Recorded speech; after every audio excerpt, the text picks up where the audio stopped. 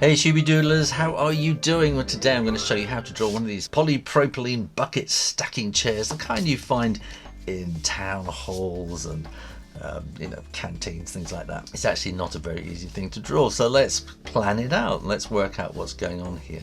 So a chair is basically a box.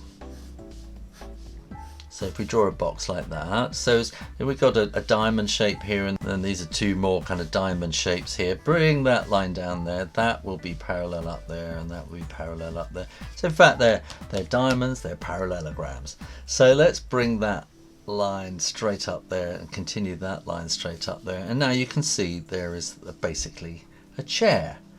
But this is a much more complicated chair. So sort of out here we're going to have these tubes. Which will be this kind of bent steel, and they're going to come down to the corner about like that, and just slightly to one side, and similarly we're going to have one on the other side which will be coming down to about there. So we can plan out where these legs are going to go, right from this stage here. Now we want to have a slight curve across the front here and a slight curve there as well, and we're going to bring that kind of pretty much equal like that, and then this is going to come around. But up at the top here we want this to be coming in at an angle, so we're cutting in there and we're cutting in up at the top there, and then we'll just kind of do a little drop down curve there as well. Now here we want to have this kind of fold thing on the side which gives strength to the structure, and that will come about there like that, which means we want something similar on the other side, which is going to be sort of curving up like that, and maybe more like that, and then that will be there, and then this actually slopes down at the back, so the back is going to be going like that, so it's more of a bucket that you're kind of sitting in, and then we're going to need a hole in the back. So let's say that's the middle of the back. We can work out sort of so that it's equidistant from the middle. And that hole is really, I think it's like a handle that you can grab hold of the chair from behind and swing it up and slam it down and stack it. If you have got at all confused, don't forget that you can stop, start and replay this video as many times as you like. Just go back, find the tricky bit and play it 2 or 3 times until you understand. Now, what I'm going to do is I'm going to draw these tubes first, because this is the thing that is nearest to me. So these legs are just thin steel tubes, and then that's going to come down to there, like that, and we'll put a little cap on the bottom as well. So always try and draw the things that are nearest to you first. And I'm going to come kind of around there, and up there, just sort of around the top. So you want nice kind of flowing sort of forms.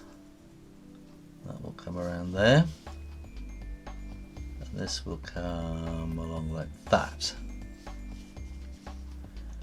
Now here, this bit is kind of folded over, which kind of gives it sort of structural strength in the plastic, and then that's going to kind of draw little dots just across the front,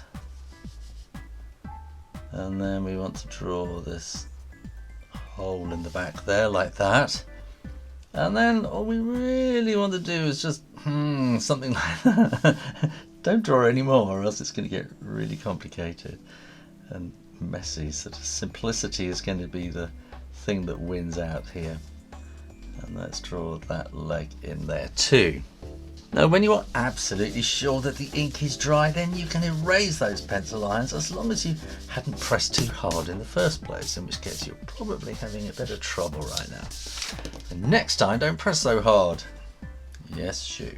Right, okay, let's put little caps on those ones as well, and we're going to have a bit of sort of shadow going on along down there, and we can do a similar thing there.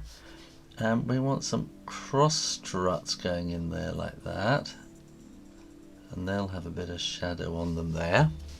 And then what we could do is if we put a line in across the back, that will kind of put it on the floor. That will help to sort of put it somewhere in the room, and then we can have some bit of shadow coming across like that as well. We might be able to add a little bit of extra shadow just like that. And I'm sorely tempted to do lots of cross hatching, but I think it will just make it really messy. Colour the legs a darker version than the polypropylene bucket seat. And then you can add a bit of shading too, very, very subtly. And there you go, how to draw a polypropylene P1 stacking seat. Thanks for watching, and keep coming back to the Shoo Rayner drawing channel for lots more how to draw videos. And in the meantime, keep drawing, drawing, drawing, practice, practice, practice, and I'll see you next time. You take care now, bye bye.